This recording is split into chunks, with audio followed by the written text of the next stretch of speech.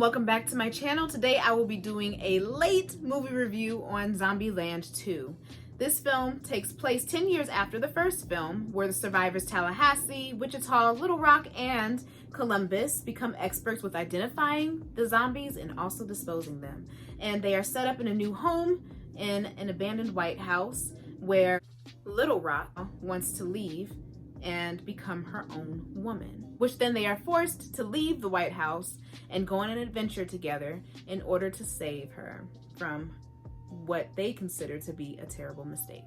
This movie was basically a funny movie, maybe a little bit more funny than the first film. I mean, it is Zombieland. You're not supposed to take it seriously. It's a comedic movie. So if you just fall into that sort of atmosphere and let it settle, you end up coming out saying that, hey, I had a good time watching this film. And that's exactly what it did for me. I had a great time watching this film. It was full of so much sarcasm, so much comedy. The comedic timing was just wonderful. And a standout star for me, a standout actor for me would have to be Zoey Deutch. With every line that she delivered, it was hilarious. It was funny. And I'm surprised that it actually fit the tone of this movie, because this movie has no room for a pretty pink princess. And let's be honest, the plot was crap. In the film, they talk about a specific type of zombie who is, newly evolved and is different than your average zombie. And so they set it up, but they didn't really go too much into it. They didn't do anything with that. So I don't know what that was really about, or if it was even necessary. It was a very simplistic film. I don't know. You go into it not putting huge expectations on it, and I don't think they had huge expectations on it. I mean, you can see that with their marketing because it came out a bit late with that. The tone was kept the same, with the second movie as it was with the first. And I'm pretty sure that Ruben Fleischer, he probably had fun on set filming with these brilliant actors and allowing them to make choices for themselves. What really shined in this movie was the development and the growth with Little Rock and how she wanted to leave and, build her own life within this apocalyptic world. And she ends up going with this character Berkeley, who's sort of known as a pacifist within the film.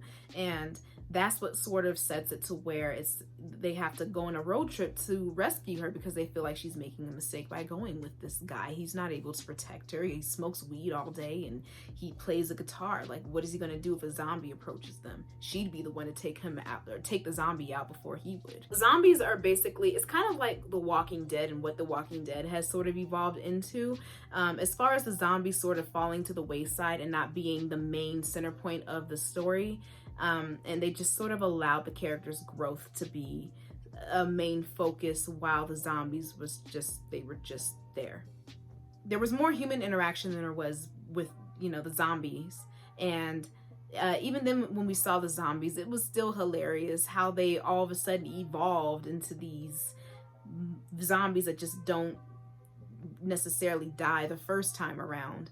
It's not meant for the plot to be serious for this movie, so I'm not even going to go in on that. But what made it great was just the relationships and the vibe and the feels between these actors, and just the chemistry was on point.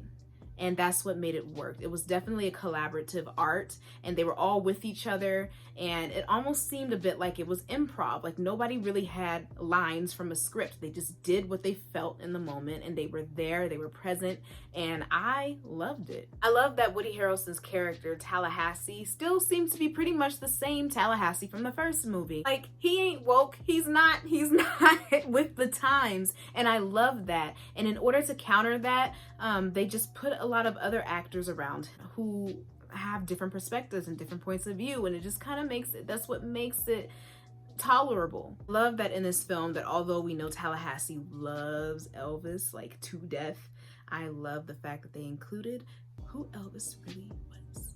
And I'll just leave it at that. I won't reveal too much about it, but it just made me think that, damn, this film is woke. Every scene with Luke Wilson and Thomas Middleditch was just hilarious, as they basically were similar in some ways to Woody Harrelson and Jesse Eisenberg's characters. So to see them kind of battle it out and go at it with each other was probably one of the most, besides Zoey Deutch's hilarious performances, but it was probably one of the most memorable scenes in the movie. And of course, watching the movie, you knew that they wouldn't last too long, but whenever they did have, you know, their chance to be present, it was hilarious. And yeah, it definitely made the movie a little bit more funnier. Really liked Rosario Dawson's character. She added a different element to the film, and she also was able to kind of fit her tone of the character within the tone of the film, which was a bit different, I think. And seeing her shine in this movie with the weapons and just her smart remarks and being able to sort of challenge and I won't give it away, but just play with Tallahassee, it was a nice thing to see.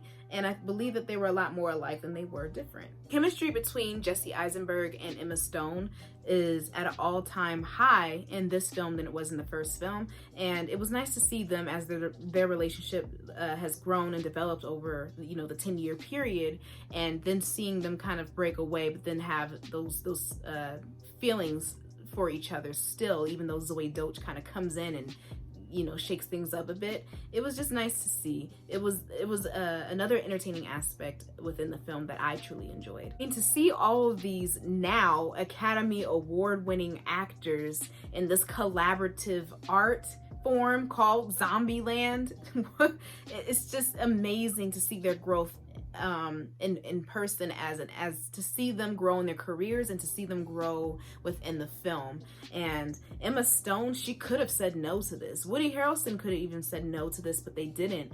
And it just shows how much humbleness and humility they have with this. I'll say though, I didn't too much care for the fact that, you know, it took them 10 years to do this thing, like bring back another Zombieland. However, I do like the fact that it was a 10-year jump within the film, because to see their growth, and it just kind of felt like you, in a weird way, even though they've grown and developed as characters, and, you know, you see Little Rock, who's now, you know, 9 years older than what she was in the first film, it just seemed more like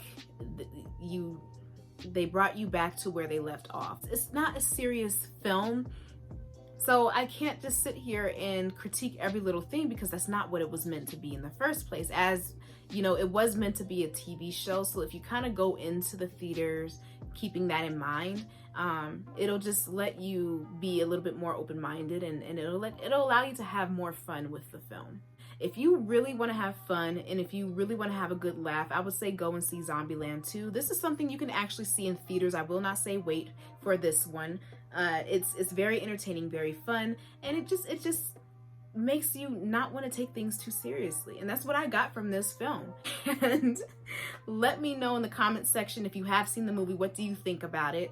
And do you think they're going to do a Zombieland 3? And if they were to do a Zombieland 3, I wouldn't mind. Please like, comment, and subscribe, and I will see you in the next movie review. Bye.